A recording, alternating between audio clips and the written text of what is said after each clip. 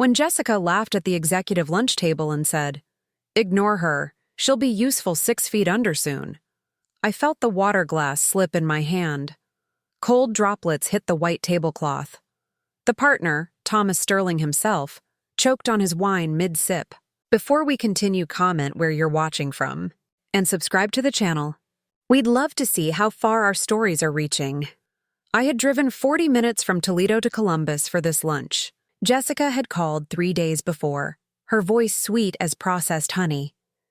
"Mom, Eleanor, Marcus and I want you to meet some important people from my firm.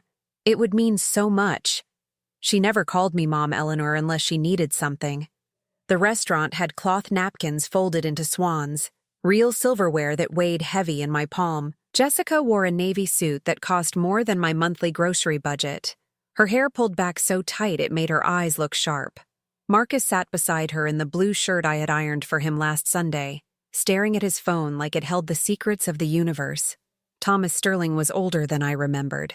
71 now, maybe 72. His hair had gone completely white since I last saw him in 2002, but the scar above his left eyebrow remained, a small reminder of the time he fell asleep at his desk during the partnership exam prep.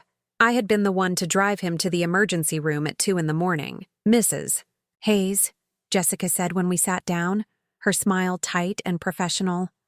"This is Thomas Sterling, senior partner at Sterling and Associates.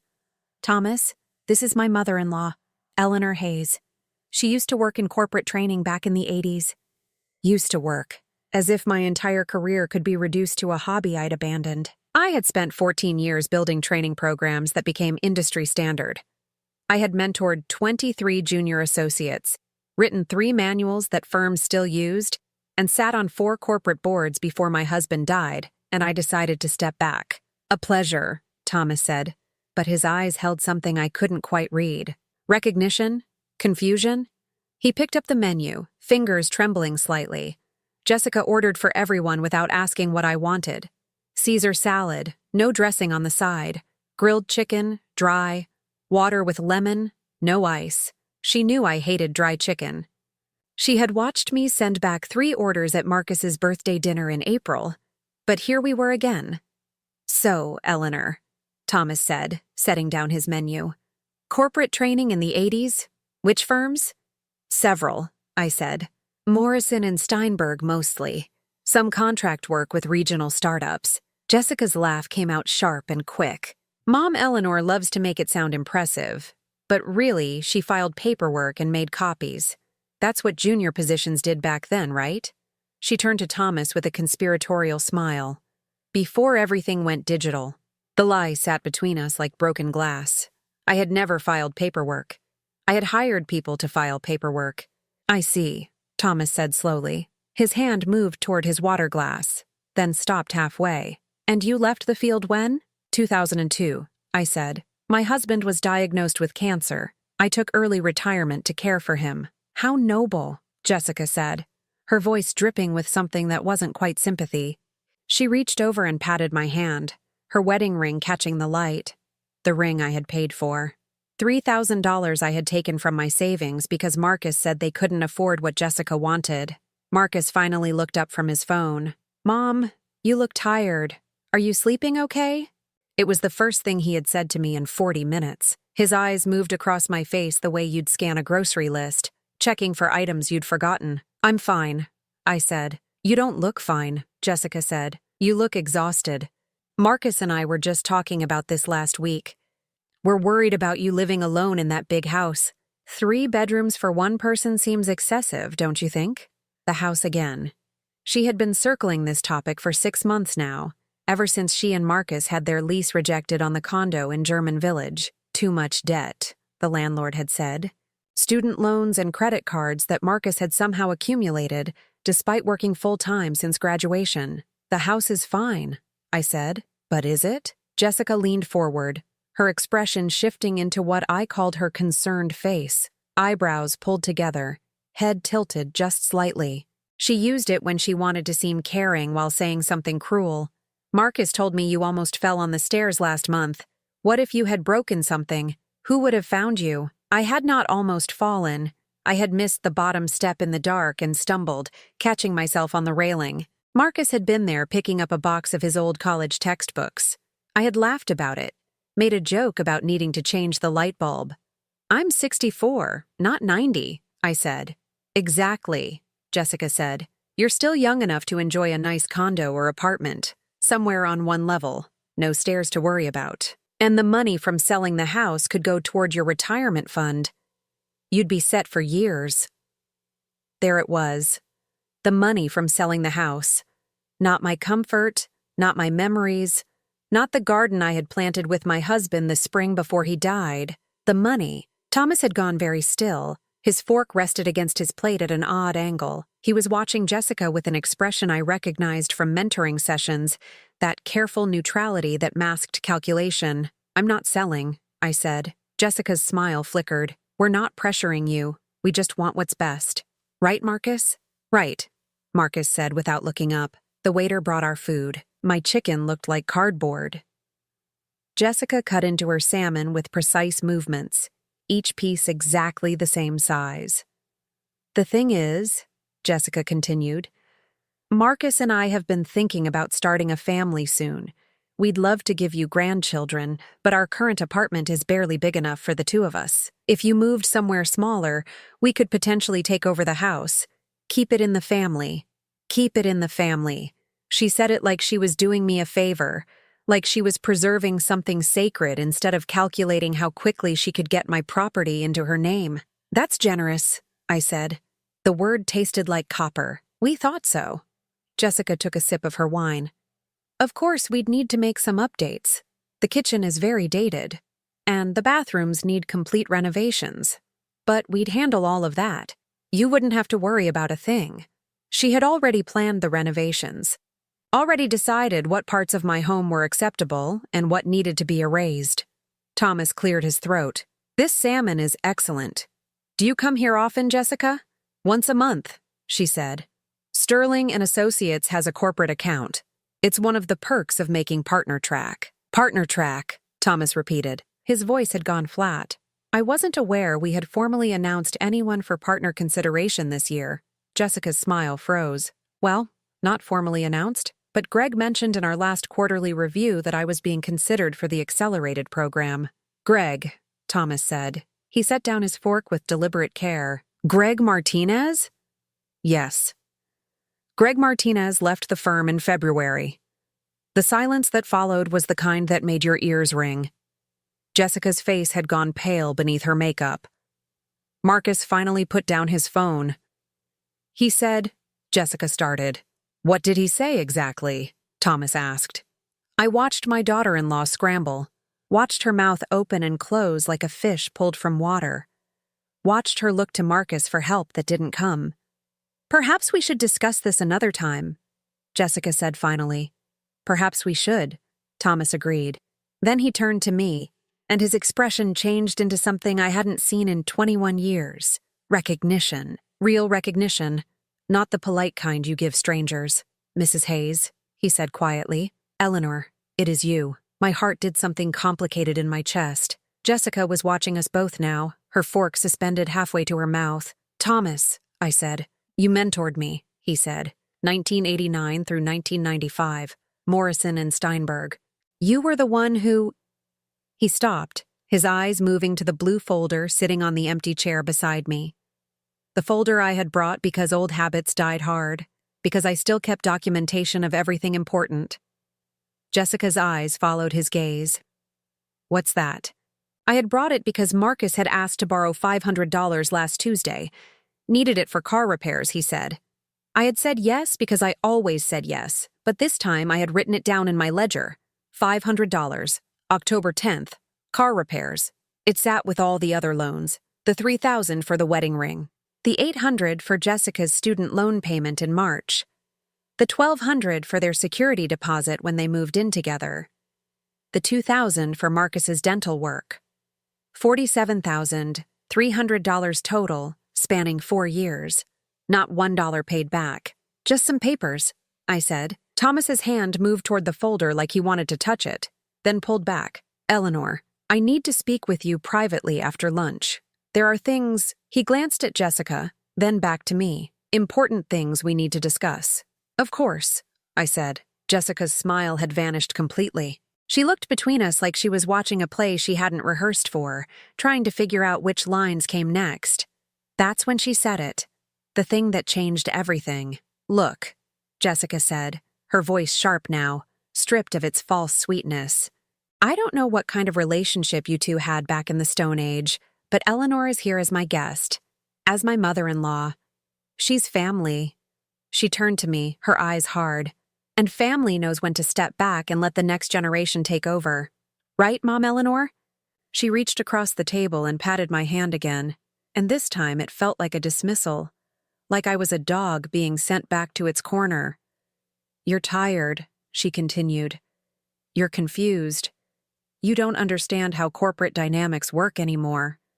Things have changed since you were relevant. She turned back to Thomas with that bright, professional smile. We appreciate you taking time to meet with Marcus's mother. I know how busy you are, but she'll be useful to us when... When what? Thomas asked. Jessica's smile flickered. Just for a second. Just long enough for me to see the calculation underneath. When she's gone, Jessica said.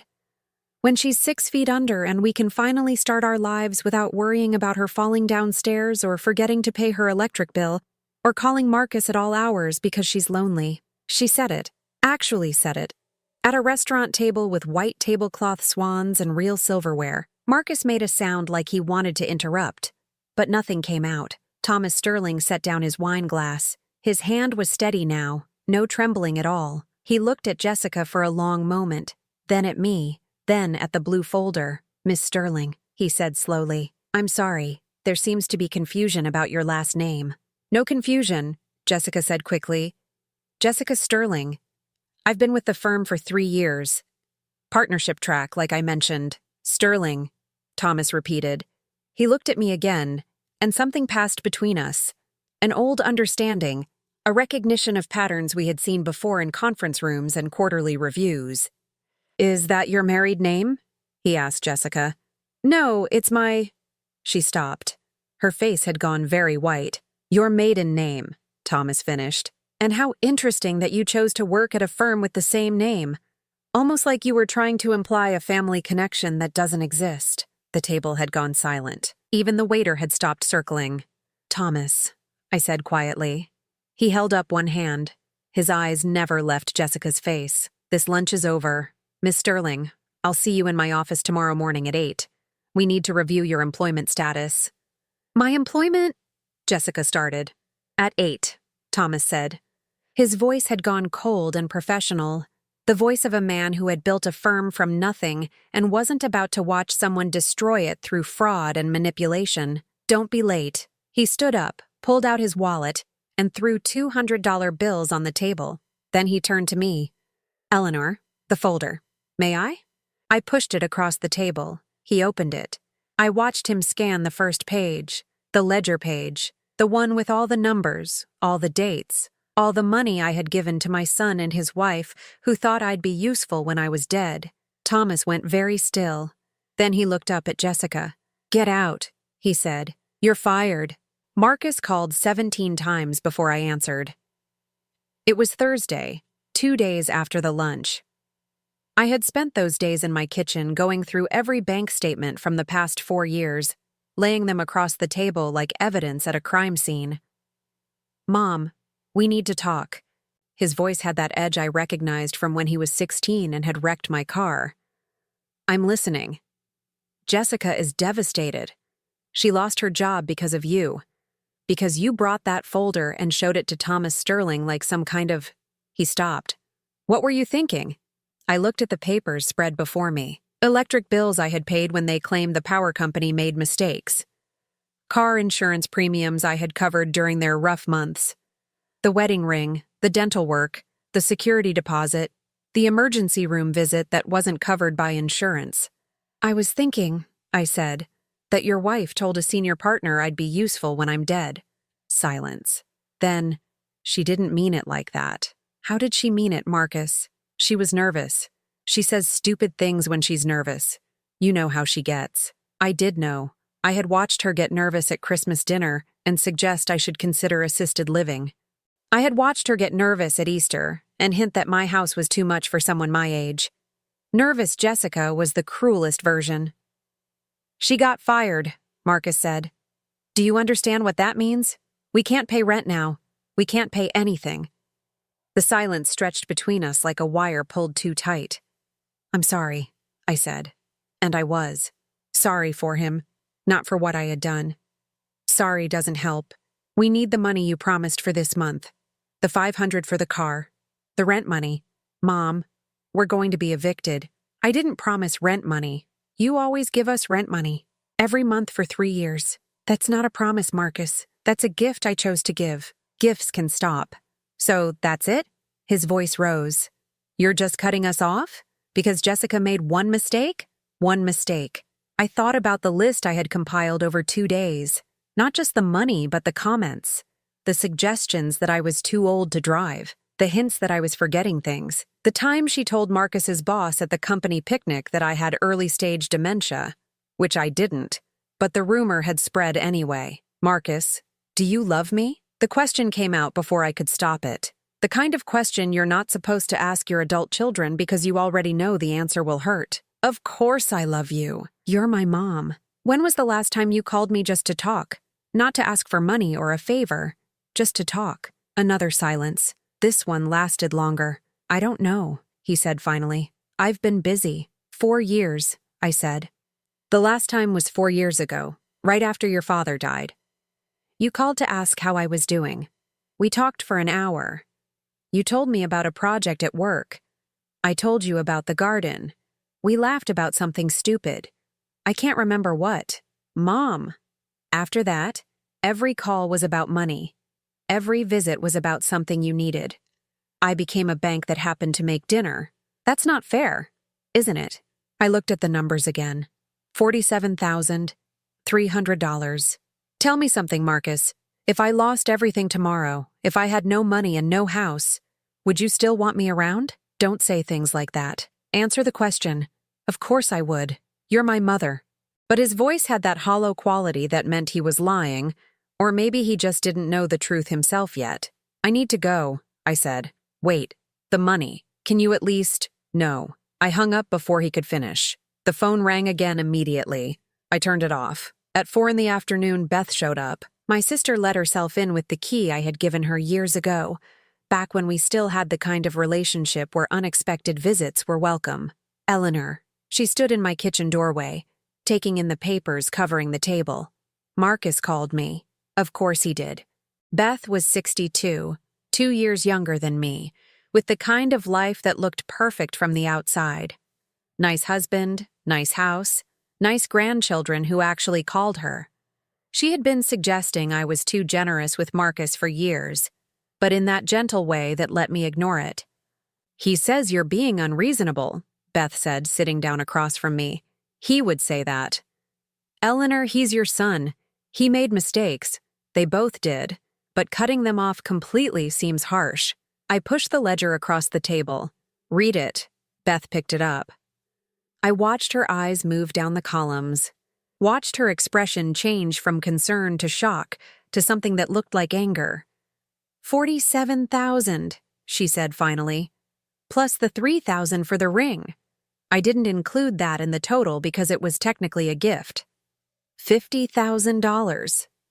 Beth set down the ledger like it might burn her hands. "Eleanor, did he ask for all of this?" "Most of it. Some I offered. I thought I was helping. And they never paid any back? Not $1. Beth stood up and walked to my kitchen window. She stared out at the garden, at the roses I had planted with my husband before he got too sick to hold a shovel. "What are you going to do?" she asked. "I don't know yet. Marcus says Jessica might lose their apartment. He says they'll have nowhere to go. They're adults. They'll figure it out. He's your son. He's 38 years old, Beth. When does that stop being an excuse?" My sister turned around. Her eyes were wet. "He called me crying. Said you've changed. Said you used to be kind." The words hit harder than I expected. Used to be kind. As if kindness meant letting people take everything until nothing remained. "I'm still kind," I said. "I'm just not stupid anymore." Beth left 20 minutes later. Before she walked out, she hugged me tight and whispered, "I'm proud of you." Then, quieter, "I'm also terrified for you." That night, I couldn't sleep. I kept thinking about Marcus at 6 years old, crying because he'd lost his favorite toy. I had driven to 3 different stores to find a replacement. Kept thinking about Marcus at 16, terrified he'd wrecked my car. I had told him accidents happen, that things could be fixed. Kept thinking about Marcus at 34, at his father's funeral, holding my hand while I cried. When had that boy become this man who called only when he needed money? At 2 in the morning, my phone buzzed. A text from an unknown number. "This is Jessica. I know you blocked me. I'm using a friend's phone. Please call me. We need to talk. It's urgent." I stared at the message for a long time. Then I deleted it and went back to bed. The house felt different after I stopped answering the phone. Quieter, but not in a peaceful way. More like the silence after something breaks and you're waiting to see if the pieces can be put back together. I spent Friday morning in the attic. I hadn't been up there since David died. Hadn't touched the boxes we had packed away when we moved from our first apartment. The cardboard had gone soft with age, corners splitting where the tape had given up. The third box held what I was looking for, file folders labeled by year, 1989 through 2002, my mentorship records, every associate I had trained, every program I had designed, every late night spent reviewing presentations that weren't ready for board meetings. I pulled out the folder marked Sterling Thomas J. 1989-1995 and sat on the attic floor with dust floating in the sunlight from the small window. The first document was his application to the mentorship program. 23 years old, fresh out of law school, terrible handwriting. He had listed me as his first choice for mentor, which I remembered thinking was odd because I wasn't the most senior trainer, and I had a reputation for being difficult. Underneath, a note in my own handwriting, persistent, asked 3 times, wants to learn, not just pass, accept. I flipped through the folder. Monthly progress reports, notes from our weekly meetings, the time I had driven him to the hospital at 2 in the morning when he fell asleep at his desk and cracked his head open, the letter I had written supporting his partnership application in 1995. At the bottom, a card. Heavy cream paper, expensive. The kind you buy when you want something to last. "Eleanor, I wouldn't be here without you. When everyone else saw a kid who didn't know anything, you saw someone worth teaching. I'll never forget that. Tom Sterling, 1995. I had forgotten. Had packed it away with all the other pieces of my career when David got sick and nothing else seemed important. Had let Jessica reduce 14 years of work to filing paperwork without bothering to correct her. My phone rang. Unknown number. I almost didn't answer, but something made me pick up. Eleanor, Thomas Sterling's voice. "I've been trying to reach you. Your son gave me this number." "Marcus gave you my number?" "He called my office yesterday. Said you were having some kind of mental health crisis, and I needed to know that what happened at lunch wasn't your fault. That you've been confused lately." I closed my eyes. "I'm not confused. I know. I looked at your folder, Eleanor. Every number, every date. That's not the work of someone who's confused. That's the work of someone who's been paying very close attention while everyone around her wasn't. Why did you fire Jessica?" "Because she's been lying since her interview. She claimed her last name was a coincidence. Said she had no connection to me. But I had my assistant pull her application. She specifically mentioned in her cover letter that she hoped her name would be viewed as a good omen for the firm." "That's not illegal." "No, but falsifying her work history is. We verified her references yesterday. 2 of them were fake. The third couldn't remember her. She's been working for us for 3 years based on credentials that don't exist. I thought about Jessica at Christmas, talking about her time at a firm in Michigan, the impressive cases she had worked on, the senior partners who had loved her. All lies, probably. Just like everything else." "I'm sorry," I said. "If I hadn't brought the folder..." "Don't apologize. You saved me from making her a partner. She was scheduled for review in 6 months, can you imagine?" The attic felt colder suddenly. "She told me she was on partner track. She told everyone that. Said it so many times people started to believe it. That's her gift, Eleanor." She makes you believe her version of reality until you can't remember what the truth was. I knew that gift intimately. Had watched her use it on Marcus, on me, on everyone who got close enough. Thomas, why are you calling? Because I owe you, and because I need to tell you something about your son. My stomach dropped. What about him? He came to my office this morning. Before I could say anything, he offered to do anything I wanted if I would just give Jessica her job back. He said you were being unreasonable, that you've always had problems with his wives. Wife. Just the one. He said wives, plural, implied there had been others you'd driven away. I had met 2 girlfriends before Jessica, one in college, who I had liked quite a bit, one after college, who Marcus had brought to Christmas once and never mentioned again. I hadn't driven anyone away, had barely had the chance to know them. He's rewriting history, I said. People do that when the truth doesn't serve them. Eleanor, I'm going to tell you something I probably shouldn't. Your son is in significant debt.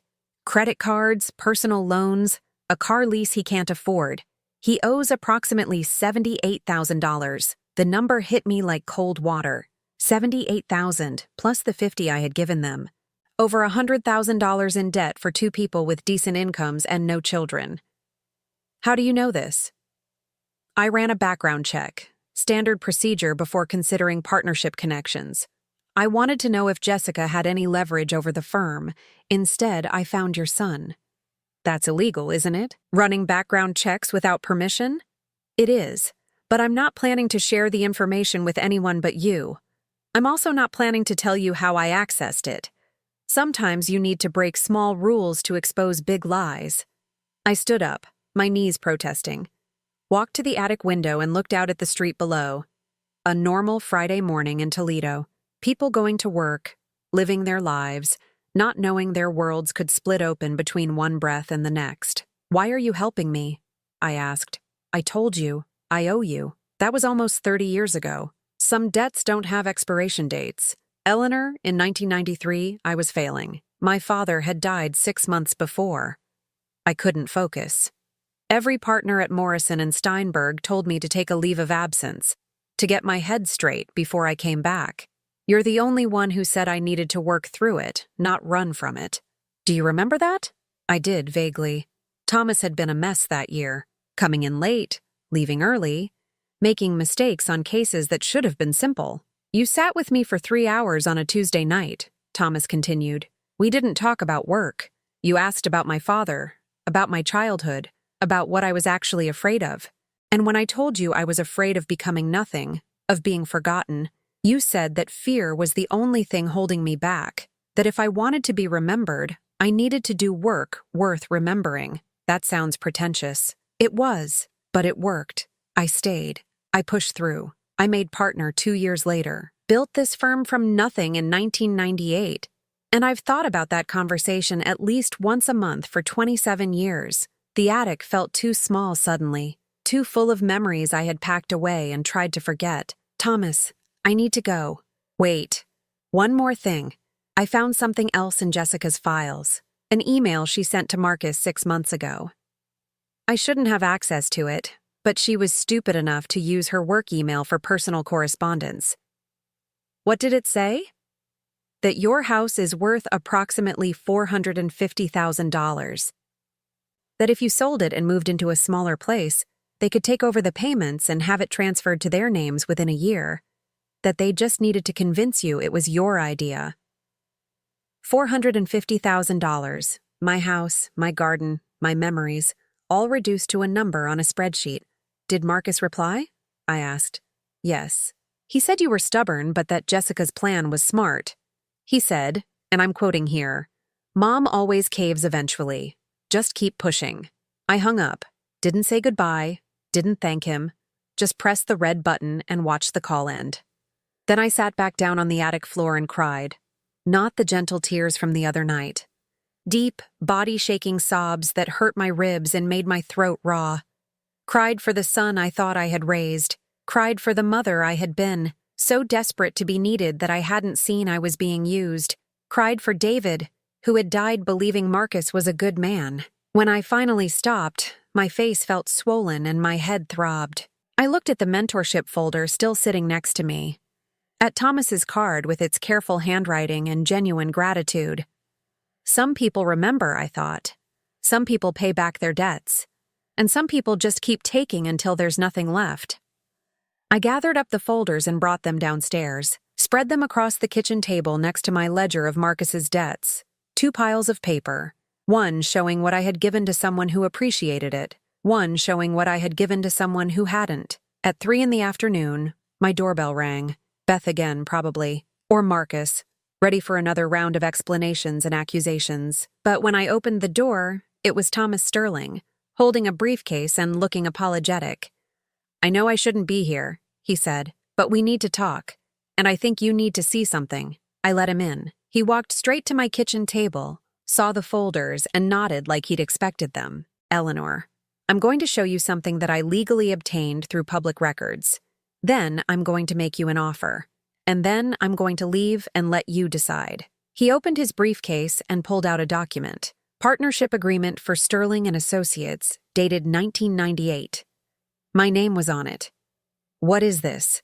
I asked. The truth about who really founded this firm." Thomas Sterling stood in my doorway holding a briefcase, looking apologetic. "I know I shouldn't be here," he said, "but we need to talk." I let him in. He walked straight to my kitchen table, saw the folders, and nodded like he'd expected them. "Eleanor, I'm going to show you something I legally obtained through public records. Then I'm going to make you an offer." He opened his briefcase and pulled out a document. Partnership agreement for Sterling and Associates, dated 1998. My name was on it. "What is this?" I asked. The truth about who really founded this firm. I sat down. My legs felt unsteady. "I don't understand." In 1998, when I left Morrison and Steinberg to start my own firm, I needed capital. $200,000 to cover office space, equipment, staff. I went to 12 banks. They all said no. Too young, too risky, not enough collateral. "I remember you were starting something. You sent me a letter." "I sent you more than a letter. I sent you a formal partnership proposal, asked you to invest $50,000 in exchange for 20% ownership. You said yes." The memory came back slowly, like something rising from deep water. David had been sick. We had been sorting through our finances, trying to figure out what we could spare. Thomas's letter had arrived with its careful projections and honest acknowledgement that the investment was risky. "I remember now," I said. "David thought it was a good investment. He liked you. Said you reminded him of himself at that age. You gave me a check for $50,000. No lawyers, no lengthy negotiations. You just said yes and told me to make something worth remembering. But I'm not on any documents. I would have received tax paperwork, dividend payments. You did, for 3 years. Then in 2001 you called me. Said David needed experimental treatment that insurance wouldn't cover. Said you needed to cash out your share of the firm. I bought you out for $85,000. I had forgotten. The details of those years were blurred by grief and exhaustion. David dying slowly, the bills piling up, the desperate scramble to find anything that might give us more time. "So I sold my share," I said. "You did. But what you didn't know is that I never updated the partnership documents. Technically, on paper, you still own 20% of Sterling and Associates. The buyout agreement is in your name, but the original partnership agreement was never formally dissolved. That's not legal. It's a gray area. The buyout stands because you were paid. But if you wanted to argue that the partnership was never properly terminated, you could, especially since I never filed the dissolution paperwork." I looked at him carefully.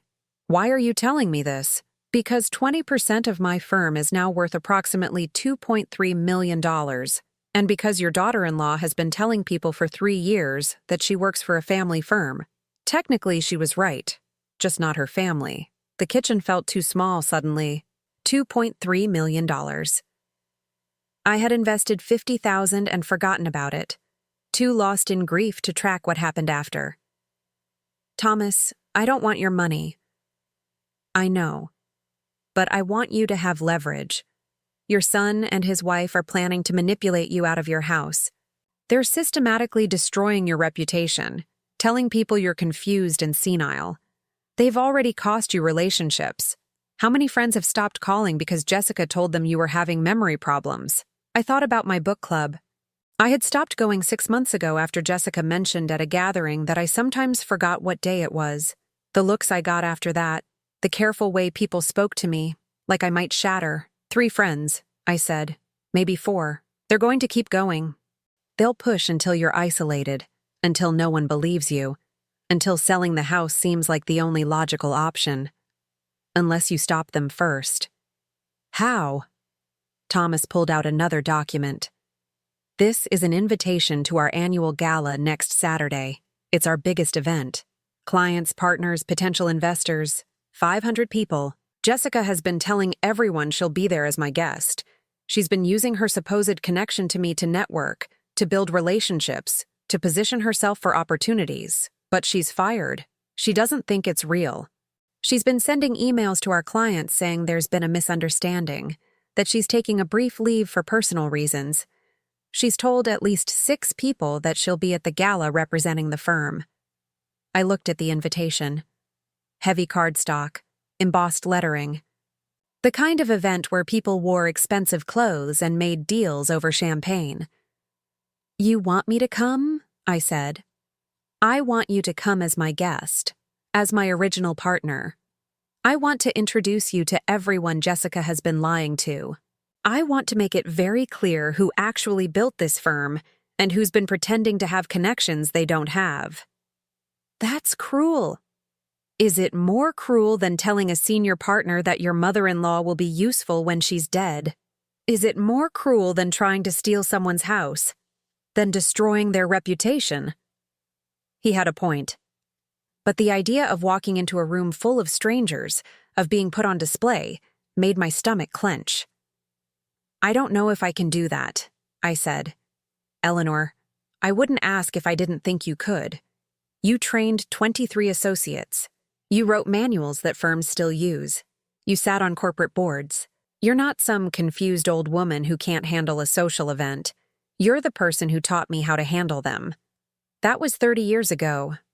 Some skills don't expire, and you don't have to do this alone. I'll be there. My wife will be there. We'll make sure you're comfortable." I looked at the partnership document again. My name in careful legal printing. Evidence that I had built something, that I had value beyond what my son and daughter-in-law were willing to see. "What about Marcus?"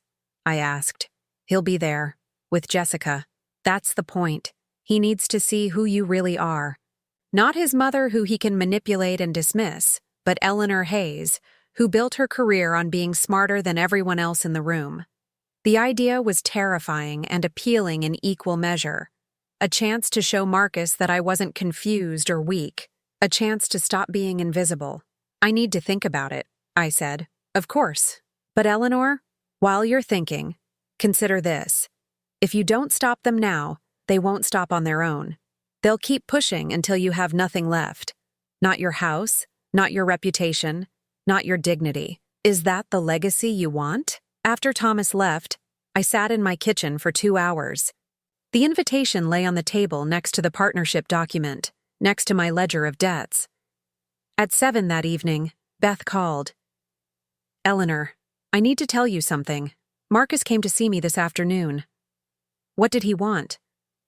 "He wants me to help convince you to see a doctor.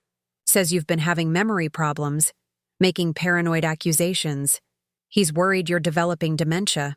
"I don't have dementia. I know." I told him that. But Eleanor, he was very convincing.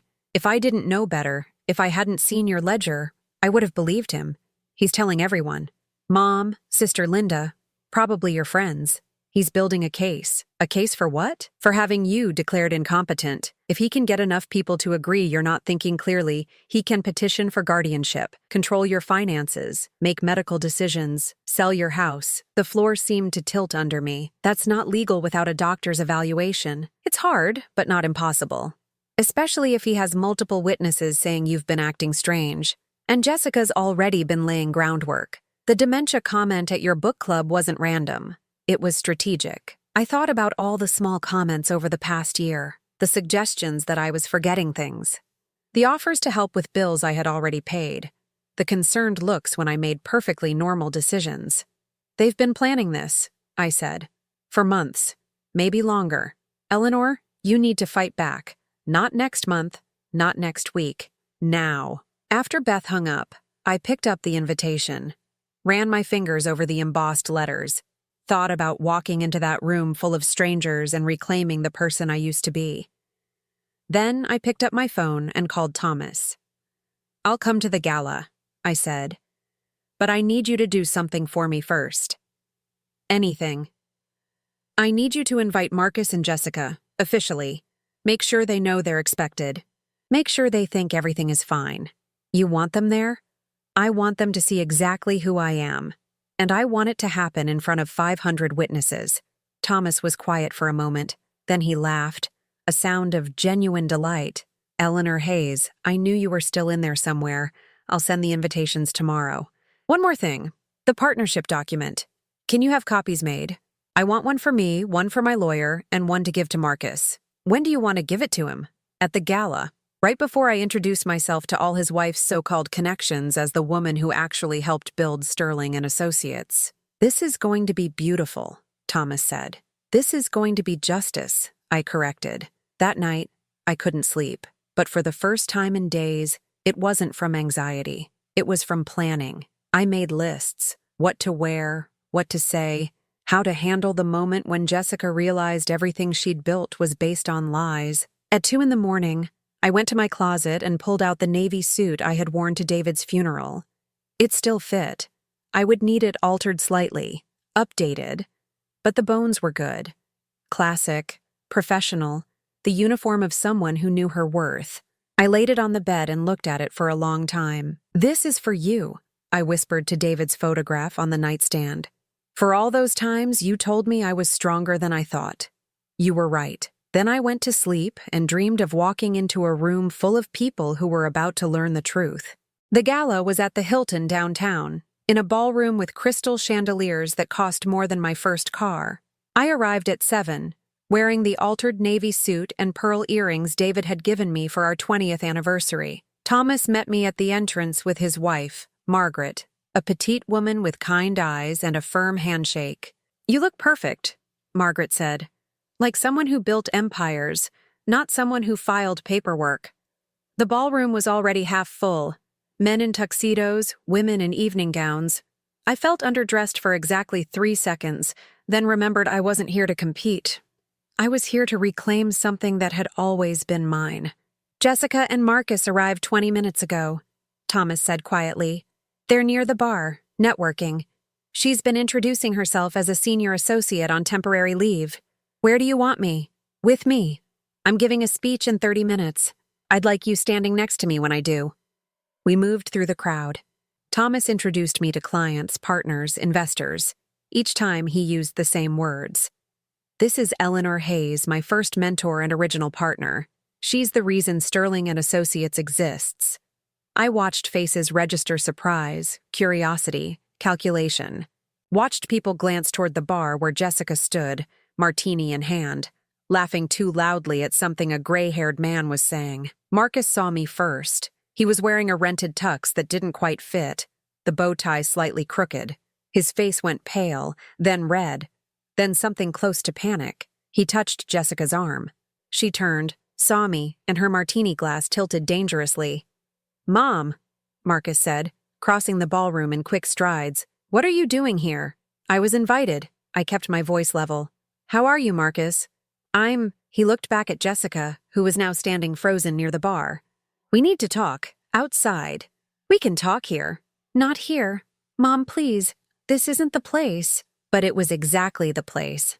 That's why I had come. Jessica joined us, her smile bright and false. "Eleanor, what a surprise. I didn't know you were interested in corporate events. These can be so boring for people your age." "I find them fascinating," I said. "Especially when I helped build the company hosting them." Her smile flickered. "I'm sorry." Thomas appeared at my elbow. "Jessica, Marcus, so glad you could make it. I trust you've been enjoying the evening?" "Marcus, I don't believe we've formally met. I'm Thomas Sterling." Marcus shook his hand, confused. Thank you for the invitation. Jessica's told me so much about the firm. I'm sure she has, though I'm curious what version of the firm she described. Thomas turned to Jessica. You've been telling people you're on temporary leave. That's an interesting characterization of being terminated for falsifying your employment application.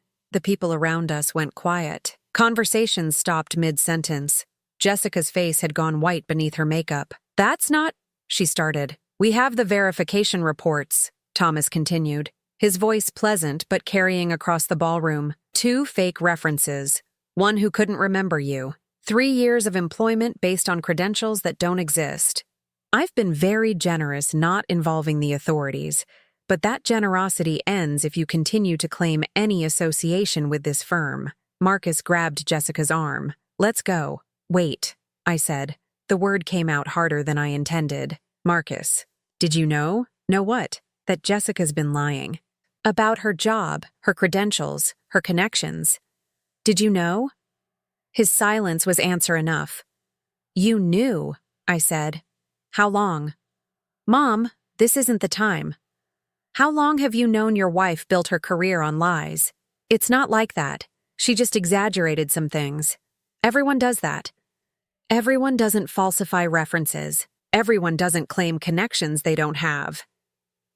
I pulled the partnership document from my clutch.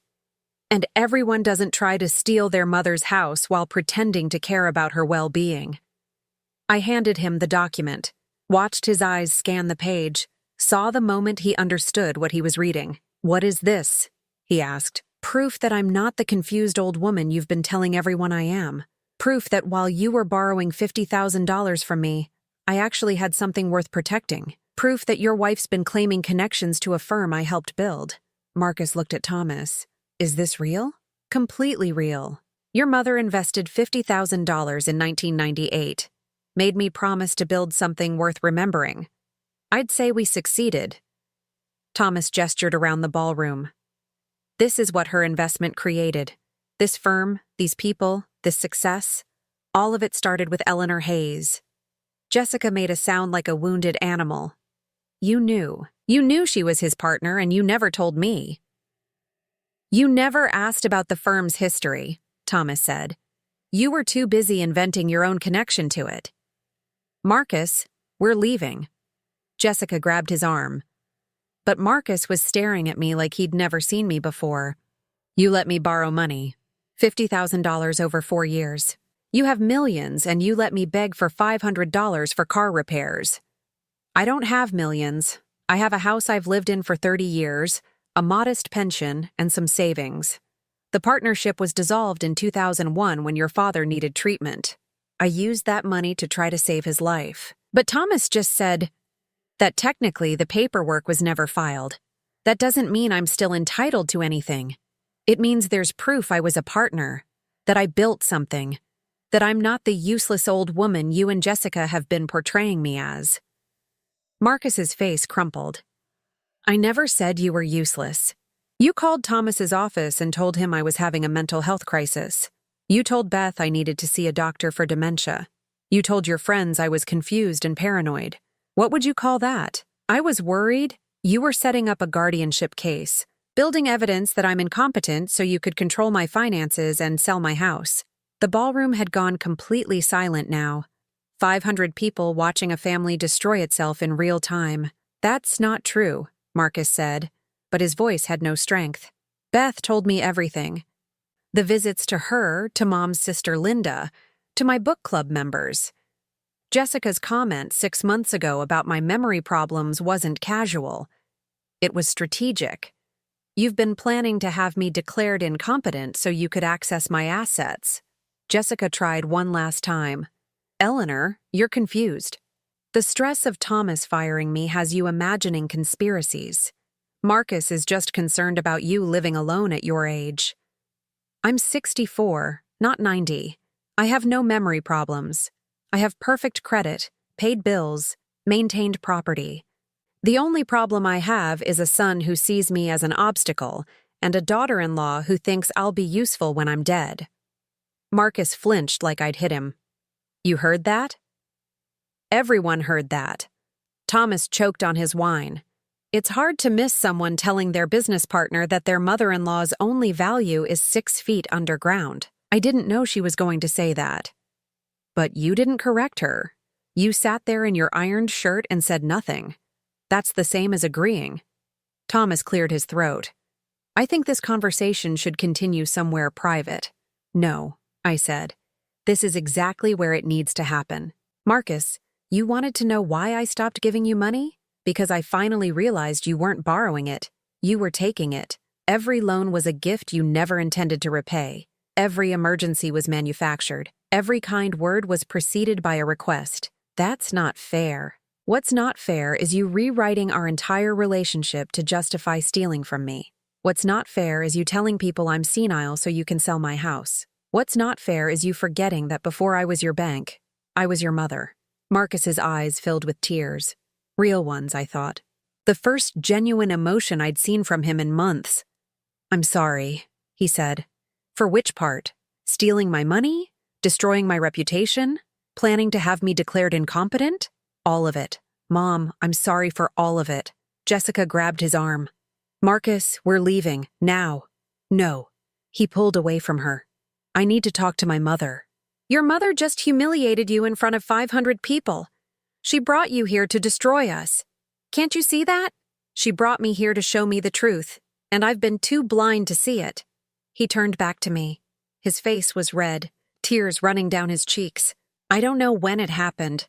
When I stopped seeing you as my mother and started seeing you as someone who owed me something. Dad died, and instead of helping you grieve, I took advantage.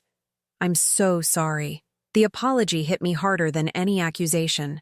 I had wanted this, had dreamed of Marcus finally seeing what he'd done. But now that it was happening, all I felt was tired. I need you to leave, I said quietly. Both of you. Go home. Figure out your lives. But do it without my money and without my house. Mom, Marcus, I love you. I will always love you, but I can't keep letting you hurt me while pretending it's love. Go home. He stood there for a long moment. Then he nodded, took Jessica's hand, and walked toward the exit. She was crying now too, mascara running down her face. The perfect facade finally cracked. Thomas touched my elbow. Are you all right? No, but I will be. He guided me to a chair. Margaret brought me water. Around us, conversations slowly resumed. Quieter now, more subdued. That was the bravest thing I've ever seen, Margaret said. That was the hardest thing I've ever done, I corrected. Thomas knelt beside my chair. Eleanor, the partnership. It's real. If you want to pursue it legally, we can discuss terms. But only if you want to. I don't want your money, Thomas. I just wanted my son to see who I really am. I think 500 people saw who you really are tonight, including me. He squeezed my hand. Thank you for saving my firm twice. Once in 1998, and once today. 3 weeks after the gala, I was in my garden planting bulbs for spring when Marcus's car pulled into the driveway. Alone this time. No Jessica. I kept working, my hands deep in the soil David and I had mixed with compost 15 years ago. Marcus walked across the lawn slowly, like someone approaching a wild animal. Mom, he said, can we talk? I'm listening. He sat on the porch steps. His suit was wrinkled, his tie loose. He looked like he hadn't slept in days. Jessica left me. Moved back to Michigan 3 days after the gala. Took half our stuff and maxed out our joint credit card on the way out. I pushed another bulb into the earth, covered it with soil. I'm sorry. Are you?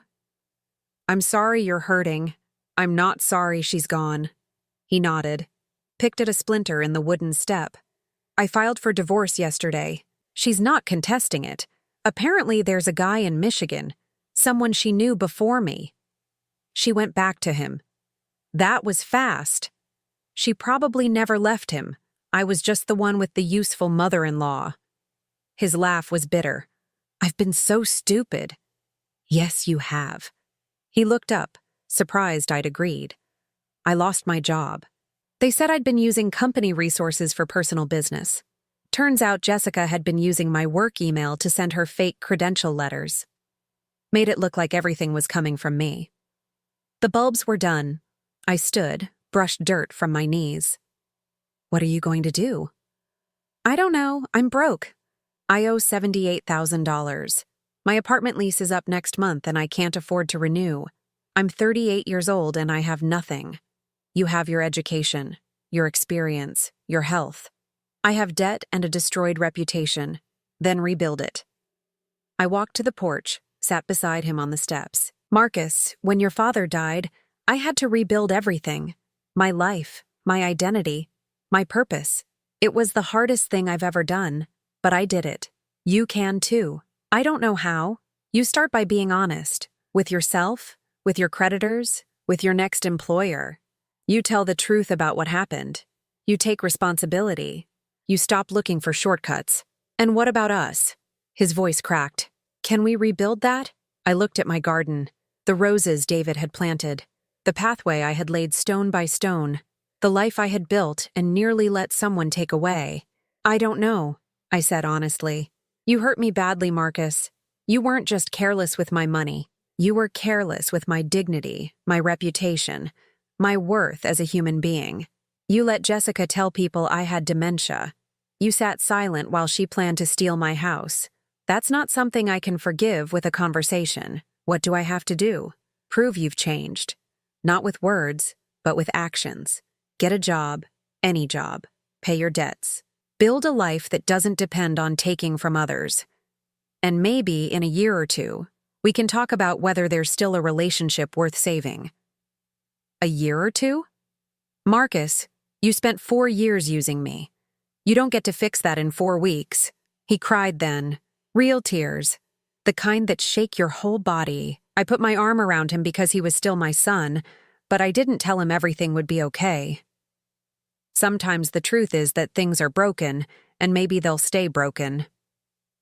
I'm so sorry, Mom, he said. For everything. For not seeing what Jessica was. For not defending you. For forgetting you were a person before you were my bank. I know. But sorry doesn't erase what happened. It's just the first step toward making things right. He stayed for an hour. We talked about practical things, bankruptcy lawyers, credit counseling, job search strategies. I didn't offer him money, didn't invite him to move in, didn't fix his problems for him. He needed to learn to fix them himself. When he left, he hugged me tight. I love you, Mom. I know I have no right to say that after everything, but I do. I love you too. But love isn't enough anymore. You need to show me respect. Show me that you value me for more than what I can give you. Do that, and maybe we can find our way back to each other. After his car disappeared down the street, I went inside and called Thomas. How did it go? He asked. He apologized, lost his job, his wife, everything. He's broke and desperate. Did you help him? I told him how to help himself. That's all I can do. You're stronger than most people, Eleanor. I'm just tired of being used. How's the firm? Thriving. We signed 3 new clients this week. All of them mentioned meeting you at the gala. Apparently, founded by Eleanor Hayes is good marketing. I laughed. You're shameless. I'm grateful. Eleanor, I want to make you an offer. Not the partnership, something else. I'm listening. We're expanding our mentorship program. We need someone to run it. Design curriculum, train senior associates, rebuild what you created at Morrison and Steinberg. 20 hours a week, your own office, full benefits. Salary is $80,000 a year. I sat down. $80,000 a year for 20 hours of work. More than my pension, more than I'd made in decades. Why? Because you're the best at it. Because I've spent 27 years trying to replicate what you taught me, and I can't. Because the firm needs you. And because I think maybe you need this too. He was right. The garden was beautiful, but it wasn't enough. I had spent 3 weeks pruning roses and planting bulbs and feeling like I was waiting for something. When would I start? Next Monday, if you want. I want. Good. I'll have Margaret call you with details. Eleanor, thank you for everything. For the investment in 1998. For the kick in the ass at the gala. For reminding me what this firm is supposed to be about. What's it supposed to be about? People. Not profit. Not prestige. People building something worth remembering. After we hung up, I walked through my house. 3 bedrooms David and I had filled with love and hope. Kitchen where I'd made thousands of meals. Living room where Marcus had taken his first steps. Every corner held a memory. And Jessica had wanted to erase all of it for $450,000. But she hadn't. I was still here. The house was still mine. And now I had something more. A purpose beyond survival. Beth called that evening. I heard Marcus came by. How did it go? As well as could be expected. He apologized. I told him to fix his life and we'd talk in a year. That's harsh. That's honest. Beth, he needs to learn he can't manipulate people into forgetting what he's done. Apologies are easy. Change is hard. You sound different. Stronger. I feel different. Thomas offered me a job. I start Monday. Eleanor Hayes, back in the corporate world. I love it. What will you be doing? Building a mentorship program. Training people. Teaching them to see potential in others. Teaching them to be like you. Teaching them to be better than me. I let my son use me for 4 years because I was afraid of being alone. I don't want anyone else to make that mistake. You weren't alone. You had me, your friends, your life. You just couldn't see it. She was right. I had been so focused on Marcus, on being needed, that I'd forgotten I was already valuable, already enough. That night I couldn't sleep. But this time it was from excitement, not anxiety. I made lists of curriculum ideas, training modules, mentorship structures. Thought about the associates I could help, the mistakes I could teach them to avoid. At 2 a.m, I went to my closet and pulled out the navy suit. It would need to be dry cleaned before Monday. I laid it on the bed next to 3 other professional outfits I'd forgotten I owned. Look at me, I said to David's photograph. 64 years old and starting over. You'd probably say I'm crazy, but I could almost hear his response. Not crazy. Brave. Monday came fast. Thomas met me at the firm entrance with coffee and a warm smile. Ready? Terrified, but ready. My office was on the 3rd floor, corner view, twice the size of my bedroom at home. The nameplate on the door read, Eleanor Hayes, Director of Mentorship Programs. It's perfect, I said. You're perfect for it. Come on, I'll introduce you to your first mentee. The young woman waiting in the conference room was 25, fresh out of law school, nervous energy radiating from every gesture. She stood when I entered, shook my hand too hard. Ms. Hayes, I'm Rachel Chen. Thomas said you're going to be my mentor. I'm so honored. I've read about your work at Morrison and Steinberg. The training programs you designed are legendary. They're old, I said. But some principles don't expire. Sit down, Rachel. Tell me what you want to build. Not what you think I want to hear. What you actually want.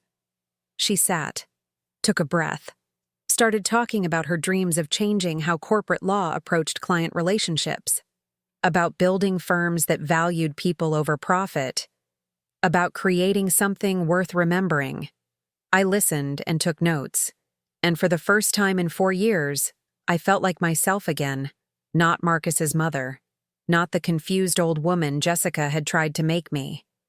Just Eleanor Hayes, who had built a career on seeing potential in others and helping them become more than they thought possible. At lunch, Thomas brought me a sandwich. How's it going? Rachel Chen is going to be extraordinary. I know. That's why I gave her to you. Eleanor, I have to tell you something. The partnership document. I filed it officially last week. You now own 20% of Sterling & Associates. The buyout was incomplete. Legally, you've been a partner this whole time. Thomas, no arguments. It's done. Your first dividend check is being processed. Should be around $90,000. After that, quarterly payments based on firm performance. $90,000. More money than Marcus had borrowed in 4 years. I don't know what to say. Say you'll keep showing up. Keep building this program. Keep reminding me why I started this firm in the first place. I can do that. That evening, I drove home through Toledo streets that felt different somehow. Brighter, fuller of possibility. I pulled into my driveway and saw the garden waiting, the house standing strong, the life I'd built still intact despite everything. Inside, I made dinner for one, grilled chicken, properly seasoned, salad with dressing on the side, wine in the good crystal glasses David and I had received as wedding gifts. I sat at my kitchen table, the same table where I'd counted out $50,000 in loans to Marcus, and I raised my glass to the empty chair across from me. To new beginnings, I said, and to knowing when to let go. My phone buzzed. A text from Marcus. Got a job interview tomorrow. Warehouse work, but it's honest. Wanted you to know I'm trying. Love you, Mom. I stared at the message for a long time. Then I typed back, good luck tomorrow. Let me know how it goes. Not, I'm proud of you. Not, I love you too. Just acknowledgement that he was taking steps. That's all I could give right now. Maybe someday there would be more. Maybe not. But either way, I would be fine. I had my house, my garden, my new job, my worth restored. I had learned the hardest lesson. That being alone is better than being used. That love without respect is just manipulation with a prettier name. I finished my wine, washed the dishes, and went to bed in the house that was still mine, in the life I'd fought to keep. And for the first time in 4 years, I slept through the night without once reaching for the phone to see if Marcus had called.